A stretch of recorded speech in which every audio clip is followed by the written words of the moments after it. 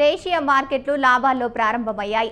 అంతర్జాతీయ మార్కెట్లో మిశ్రమ సంకేతాలు ఉన్నప్పటికీ కనిష్టాల వద్ద కొనుగోలు మద్దతు లభించడంతో నేటి ట్రేడింగ్లో మన సూచీలు పుంజుకున్నాయి.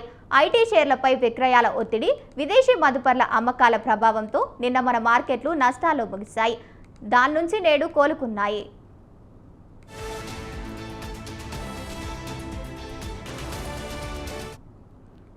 సెన్సెక్స్ 175, నిఫ్టీ 57 పాయింట్లు ఎగబాకాయి.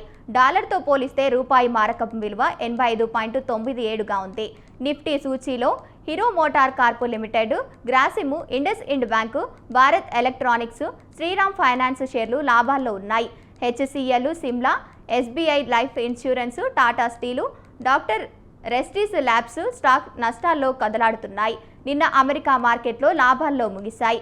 నేటి ట్రేడింగ్లో ఆసియా మార్కెట్లో అదే ఒడవనిగా కనిపిస్తోంది.